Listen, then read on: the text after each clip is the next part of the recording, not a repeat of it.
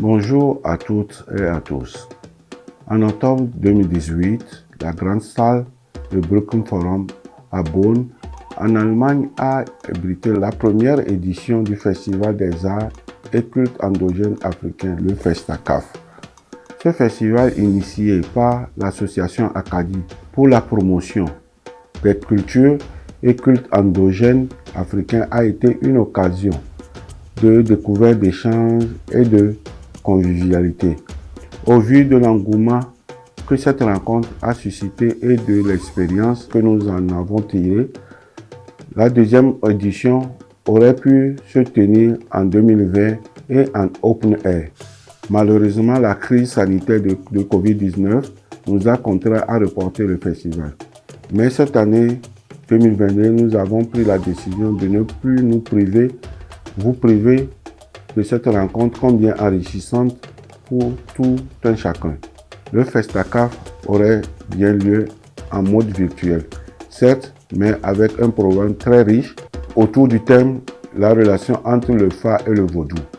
Au FESTACAF cette année, il y aura des chants et danses initiatiques,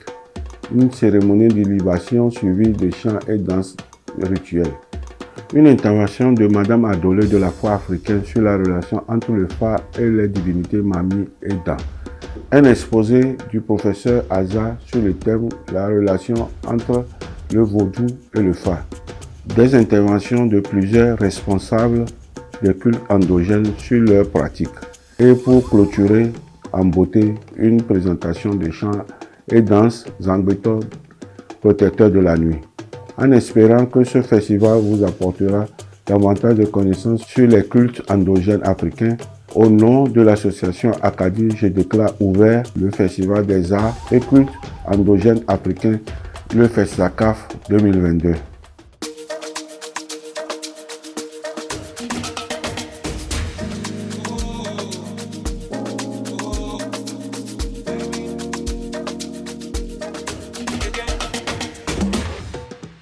Je suis une prêtresse aussi. J'ai plusieurs divinités que je vénère. Je vais en citer certains, c'est-à-dire le dieu Sapata, le culte des aïeuls qui sont morts dans l'esclavage, c'est-à-dire le Tchaba, et puis nos ancêtres aussi qui sont restés de l'autre côté, qui sont les Adés, c'est-à-dire qui ne sont pas retournés, qui sont partis à la guerre, parce que l'esclavage c'est une sorte de guerre quelque part. Et bon, en plus de cela, je vénère aussi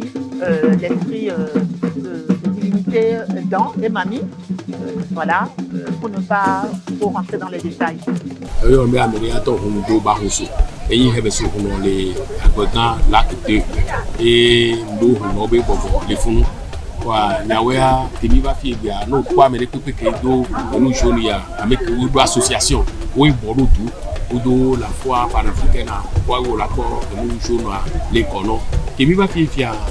ba mi o yomi me mi atogbo kowe le ko lo be ga me o ba kolo no ba so na to ajo fi o ba le na si no kin bo tuna ba do na bateau iwa jona donc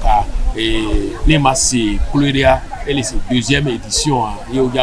Emila considère non adobé dans le temps. Ça nous réveille dans un premier temps. Ça nous montre que les morts ne sont pas morts quelque part, parce que les gens aussi honorés, les gens aussi importants et aussi occupés que bien non agnomi siwa au matite quoi là-bas non vénéré alors non honoré et n'y a tant peu comme les ne wabe esprit comme les rodé à l'homme les yond à l'homme les renforcer mieux. Donc je trouve que ça nous donne déjà beaucoup de confiance en nous, qu'on a des gens, des aïeuls qui nous soutiennent dans tout ce qu'on fait. Ntona Kévidien à Koko et Voa on va me dire ni mia togbe o plowe o pe fun o do gaga po chen o do e ko plo kakaka o le zinbe kakaka le kebe to an ko yo na be ki ko le yo be pesia si o plo mia togbe o va dado ame ko do kavela ko ku ame se veve o ku ti le kebe nu wa be hun kole fi donc e gbebe keke mi ade ko nu wa mi le po do de si mi atogbe togbo wa mi lo la ba de kuku na o la po do de si bo pe furu mi ata yo jo e mi le ja ba ogbe do la gan to hele le ja bio veve se si mi le ja na veve se si be gbojo na o ni wa na ne mi acha mi ba gbe mo ba zon lo ni kele pompo afifia mi krati de tete reçoit mi moyen be togbe ku so vi bibia be fafa de trova to gwana mi ni cha vudu to ko ni vudu to mi cha mi do kode ale keke me jiri togbo mi se lo zan kwa mi se ba ya ba gbia bibia bi ba apu de ni togbo wana mi yayira ni ke budomia ni trokpo ni fa na wa mi cha e la fa de mi cha o ba dopo ke me fa e ma vumlona e no yiko dia wa nya be nya cha nya mo ko ni be nya cha mi do nku le mi o togo ju ko ya fa le togbo ku mama ko mi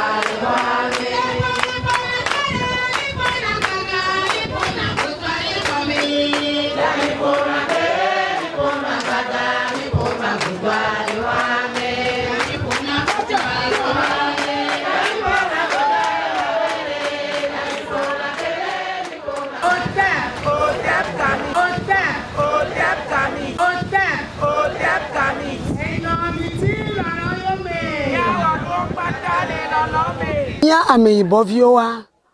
mi do la ado dzesi nde le mia ɖokui me ke mi yɔna be gbɔngbɔn ke pona nu pona me ke nyɔna la me ke dona ŋe na me vɔa mi xɔna se be mia ŋutɔ kpoe le susui mia ŋutɔ kpoe le wɛ nenea mia be nɔvi ɖewo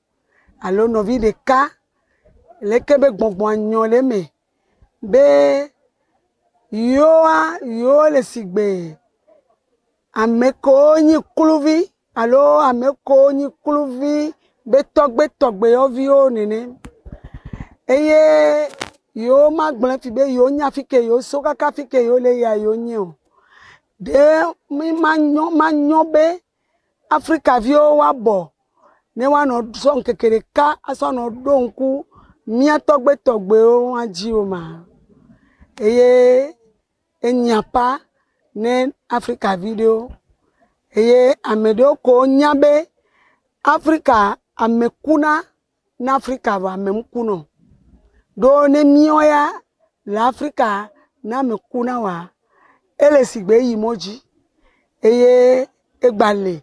ebe gbɔngbɔn la no dɔle mia menene wa mia akpaɖewo wa mi hoe kui que Mali ben l'emploi mia chamilon be que wale ke be si Korea mia no du mia no we e si Korea wa que mi la so alo la so le gbere mia ye le ni Mali begbe que mi gbona be bam amdo ba manaka ou bambara que ora be jibon e si Korea le mia degbe me eye ona Africa vi onya le tepe si atepe wa Africa vi ko mi asine hwea wa wenyi Africa vi ko kare jibe ndele enyi dekonu endele enyi ameke trongbe obe gbongbon mi hwese mi suedo mi adokoji koto ebe ne epereka Africa vi so wezempe wedo hope so apugo avego so dodomea miano bole tepe ne bani popo yeye nami kamyo wa ngba pono vi opo wa le won mi adogo mi awatu ne mi anono wa na emilele kebe konwa rasi si Korea ne mi onto mi asemele mi adegbe mea enu ko yobe esia enyi fafa esi enyi fafa otu sino otu fafa no otu maje no o koside no otu fafa no ne gakemeye Davide va hihiame yebe de nge boa o de na susube odola osi be konu kelenyi deto be konwa etona esiba paji nene ba me wa de vi won ba le kaka ba si be gba tro be gba joa konu ko gba ba ona ni vegwan so polo ne doda alove donia enyi be no do evoa o gba ba ona esi kore be nkudodo alobe konu na lekebe via efion be Africa ele esibe nyado asi vevere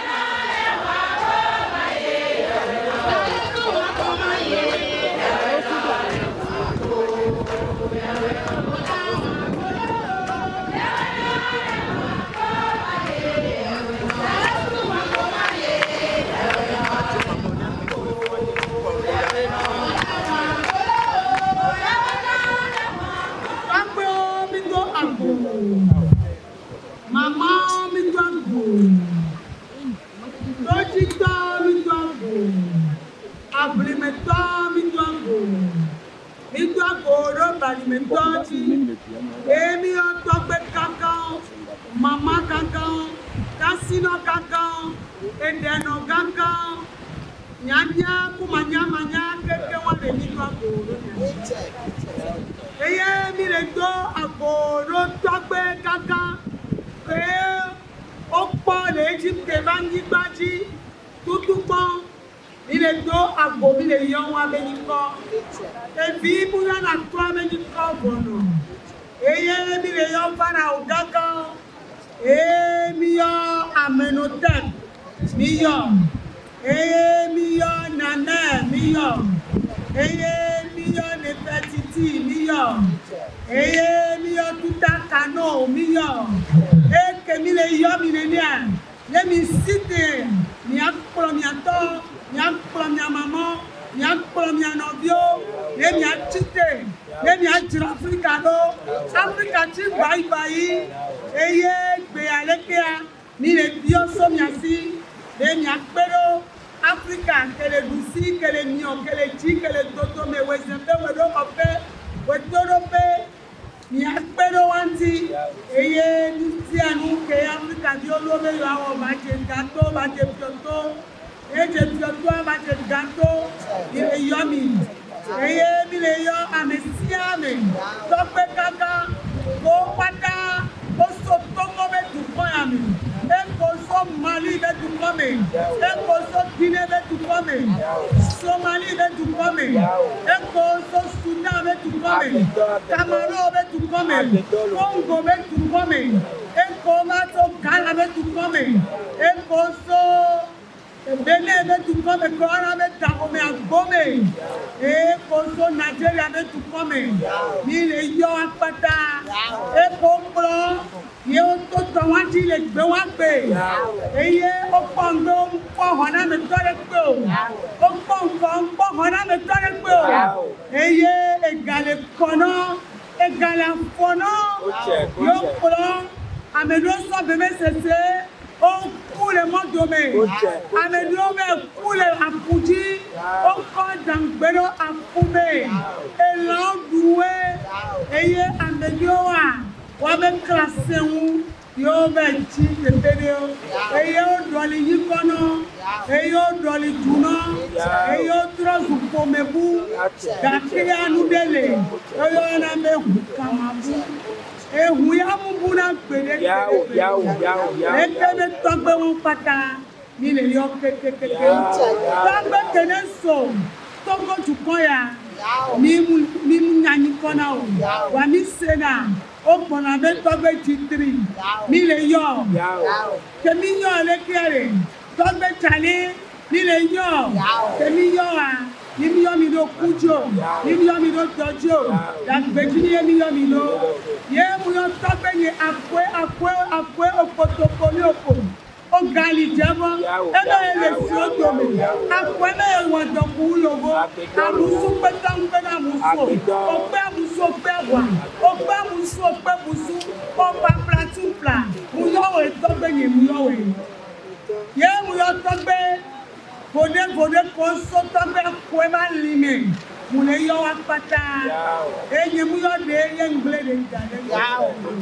muyọ tọgbe nye adobi kowe muyọwe eye muyọ tọgbe nye wutu muyọwe eye mune yọ gunu tọgbe gunu muyọwe. Eye muyɔ adotɛdi muyɔ mie eye mune yɔ nyanya kete so degbenu be dua me muyɔ mia kpata ke muyɔ mi le kere na me le si kia ne ba kplɔ nɔvia nyɔnu ke do xɔ gbe wa gbe ye be gbaku kɔ ɖe gogo ba nyi ba ya dze mle tsabalu nyɔnu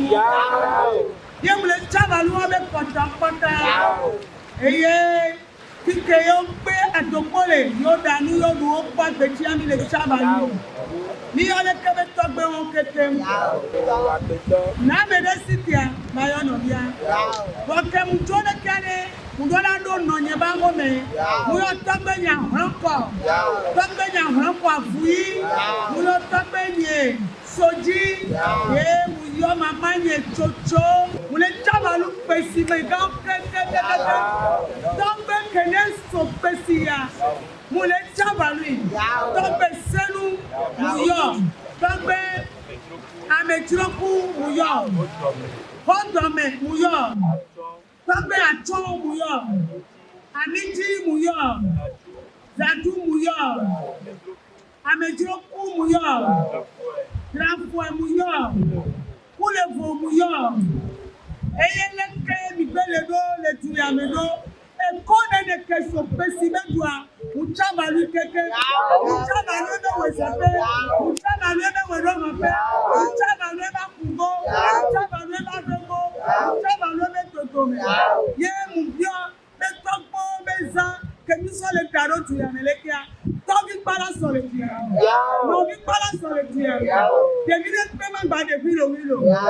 yi to we la le ru ko ne ne mo wala mo ba de bi o sukulu la be ta be de ko bi de bi o ma jere tu ko la bi de bi o ma jere tu dande la bi de bi o ma jere wa panda bi de bi o ti papa ne tua bi de bi o ti papa ne tua be na de ne se un de pepe la de pepe to ko mi lo ku to ko to mu lo to mo mu pe o mi lo ku to ko so ti papa ne to ne afu mu lo to ko de na nya be fa ni de bi o ti papa ne to yo mama ko pe to ko le tu ya mi yo danu yo pa ku ko de a ni le cha ba lu ma pata pata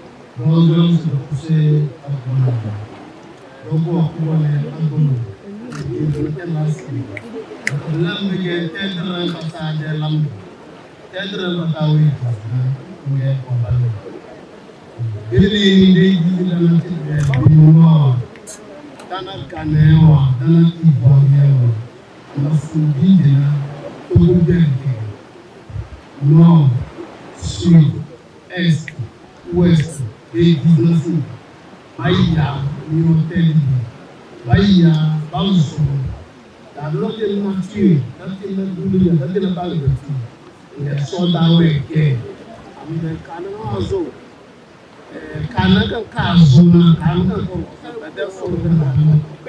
bade ba mata biji wulu ba ya na ko ko ba cha na bade ko bere da bata ko bara bata bo don ko amin ko bere bata ba ya te ko bere bata ba ko da so wahala ke amin wahala ke la budin kai da ti la budin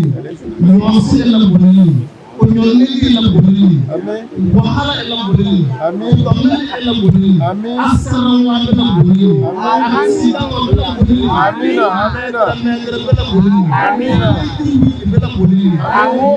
yose la bodini, wema manzona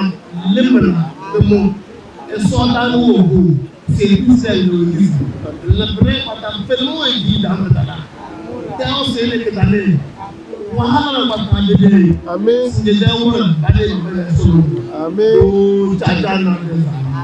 amen tarata de fam esclavage ko tarata de wahala batande de amen ke lawni amen ke lawni awa be de amina amen amen amen to ko bu ko ma be wa mo to ko bu ko ma be wa ba amen to ko bu ko ma be ko yini Toko kumpulan berwang tuh, amin. Toko kumpulan berwang dari tuh, amin. Toko kumpulan berwang anak dari tuh, amin. Toko kumpulan berwang anak dari amin. Toko kumpulan coba lebih jaya. Toko kumpulan coba lebih mati dari amin. Kumpulan mata apa itu kumpulan muai. Amin. Amin. Allah difendi. Amin. Mungkin difendi. Amin. Allah difendi. Amin. Wasoleh difendi. Amin. Wasoleh difendi. Amin. Amin. Amin. Amin. Amin.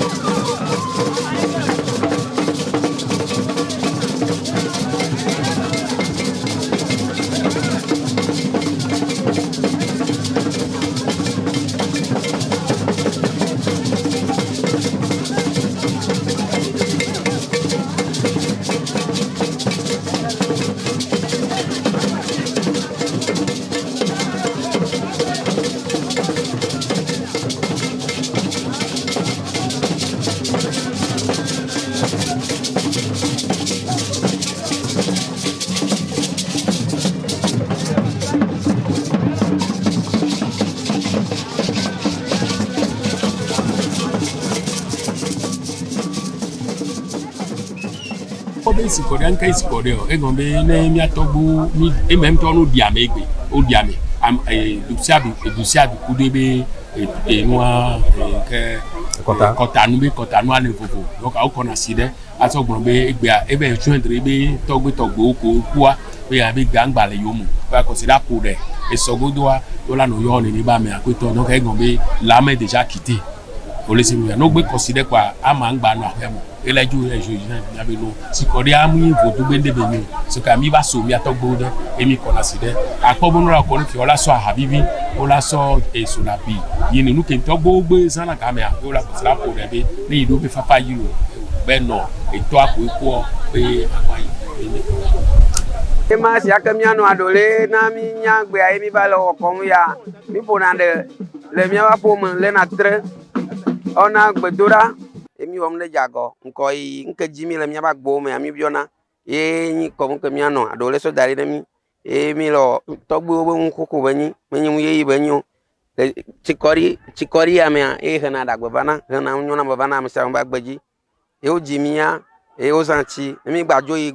togbo gba mi gba sana chike tanko mi le biole hikama le fafa ji ayema do na nyenyi vodudo yebedo eyemwona gakea fo africaina mu puduvabe yabao yebedo sensembedo vodubedo vama ovoduno vama li voduno vama weya no ao wafo africaine kwa bele endele boule africa vanu kele boule africa o hwele mi asie ko de waju a mi dobli o honbli ajo pa o ba so eli so do etepene mi ke wale ke mi o mi abe gbedo lana ju eye mi la jagbagba kaka mi atem jira eli be tepe wa mi adeda atros pan eblibu ne fikeye lolo triako mulewa mi matenwo do africa viowa o mamia me pata le wesempe we do hopea o mamia me eye mingba te sena mia no gomo le dope mingba le se mia no go asime mingba le se mia no gomo la ho dome mingba le se mia no gomo vade biado kobe nene akpobe la no mia we isukulu ye mi dona yo fogbe ye mia me konyi kulu tu ami sena ye ogbona be vouloir c'est pouvoir ne ojuro bene no nene ala no nene vono ojuro be ya deda odola deda la foi africaine allo africa be ko sea ebe kutre kukwenyi be tovikpa ne so novikpa ne so eye amesia mene jesi togbe aba home amesia mene jesi ebe dekonu ne amesia metengbe nya nene pa ke wa mi anya be lolo ke budomia e la trogbo Africa e pede me a mi wele fie e pede me va ya mi wele devego eye e pe ya me a le mia be jijinwa mi mdu ebe mia wele fio mi do ebe mia wele agbedran fo be toviato ene epebu bava mia be wele aneho mia no toto anti no ikaka bado afire wa ne mi la ondea mi glona le yovo gbe mebe oracle mi o mi glona fan idegu ola ya fan gbo ola obiase le mia be biase wo me a togbe o le glona mi be yo di tele fie ezongba ble mia do mi to de pe ba sokonu ya jo le fie aso ya fibu fie pola tro wele na yo si gomenyi be no plamo so tepe didi nene ye over tona avego ye otona ektonti kaka over tona pesi be tonti ke mi oya mi nyan mi se pochon eye no over do pesi be du ame ba ti gan de nanyi gan me eye o bona chele atia gome eye vudo de nanyi gan popo ame wana ebe agbe vudo eye mo kuna sile yo nuna ye amewola pasanti o pasananti eye gagbajena bo gbajena ko jena fono yo plono yo zona ye osona mome eye ne gake mo so muame a yo jua funwa eye over dona agbedran fo que o va do agbe dran fois o la va do kluvi ba huyame eye ko va do kluvi ba huyame mo de mu le no be wa zon do homo que bo won o la ta sigba grand nene adome eye o la no funwa ne game asua ne ho va o la ko eye mi on to mi glona be et rodé les keyo bonabe la porte de non retour no do me quoi on va trouver un bout yo donne me et yo jona wale yi wa me amedoa agbebuna nano le siaji amedoa dambado na tameno binaji e yo ba ona vu yo le no dan gbero to ame eye to me la vio o so ona ndudu yo duna kaka meji o egbeme nkekea miyo mi jibe togo vide pepe nenyabe togo vide pe ngbagbon be po mo ba to yara oya po kable to yara po kotokoli awisa yara po da po wachinu yara michaka Nyanga nyomi sibe initiative ya edo ndi o meke nyanto mi le prévoir avec miawa et je dis namto yentiye mon échiro et je suis vraiment contente, je suis fière de ce qu'elle a fait et ce qu'elle va continuer à faire. Maounene a pris il y avait prière on est bordeaux il y a une fois que on a anti les longévité des bananes il y a plein de les bons mais il y a pas mis en tout le monde entier qui donc nous sommes très contents les madame Edo présidente les fois par africaine et même association au second au Boronti et même je peux témoigner cette tradition le pourquoi je suis là c'est parce que bon tout d'abord je me sens pas bien et qu'est-ce qui m'est arrivé il me semble que je me suis tombé et souffrant et lorsqu'ils ont consulté avant je sais pas comment ça s'appelle en français autre lorsqu'ils ont consulté enfant a dit que je devais se rendre dans mon pays natal et genre l'origine là où je viens et bon on a pris ça comme de légère et on n'a pas dû faire selon ce que l'enfant dit et voilà ça nous a causé assez de tort et c'est comme ça je suis tombé évanoui et je suis rentré dans mon pays qui est le Bénin et Bénin je suis béninois mais compte tenu de la traite négrière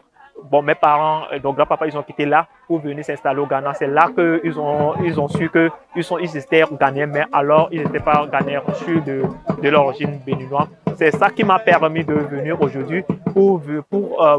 mieux écouter et comment se fait les cérémonies et l'origine et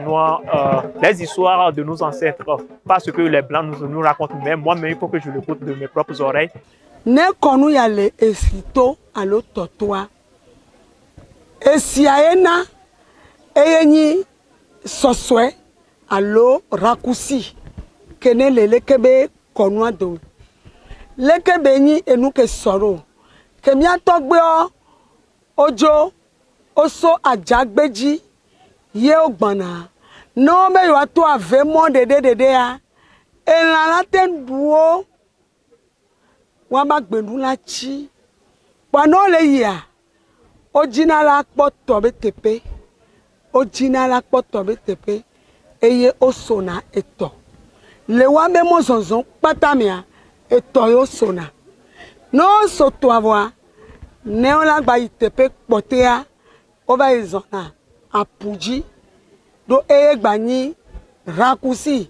eye gba ni poepe nuka oye mi ma don ku mi atogbe le to ato wa eto aji oto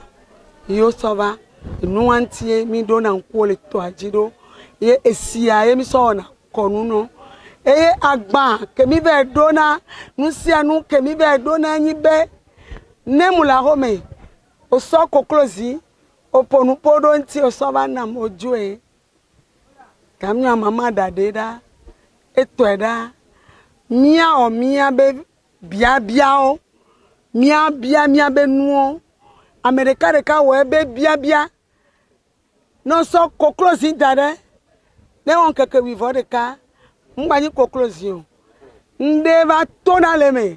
yo gwana be koklo via to la ziame ongwa tele domo ba ejina vi ne mi so koklo zia gome sesekele si anyi be enu emi le bia mi le bia be ne jivina mi le bia be vide ne toso menami eye mi bia ne amedo so vele eye ko yo be blosomi na mo so ye o so ponu porontia mi so le bio togbe o mama sense ko le si o me a bede to kuku dede mi be nu ko le viviti mi are aw ne ba klenklen na me wo le viviti mi wo pata ma ba klenklen o ne gbanyi ve eton de capecha ne ba klenklen na mi eye na me do so yino si o ponu poronti yino si wa mi pole ke bele nwede da mi ate kwi mi anu nwede fa mi adopo kakia mi kwede mi so enao le funu si gomenyi be enu de pepe menere na mi pem mi aba gbe menere mi abe ji menere mi abe susu menere mi abe nu ke o pata mi le jawa e menere nenu o pata merea ngo sebe nu ko le jia ko la pepe ape ne mi be mi ado ape ne amo ne mi aso ponu si anuta tutu gboa ape dada ne yine jitwa kelenyi doto keyemi ami khose la mei bobe khose le pepe mebe eyenyi tutu bon eyemi gbona be na ma u segbolisa yemi yona me aba pedodo ala pedodo nyane yine akpedodo vegoa ne didia ne va do mi aba nyigba ntoji ke mi so afodoji ke nyi sese ke nyi gbongbon ke mi le se mi aba pedodo vegoa ne ba yine eye mi aba pedodo aku ne mi abo pata mi abo weze pe wedo ko pe jere anyere todo me mi abo ya mi ado ena donkuswa ke yoyo na be amon ha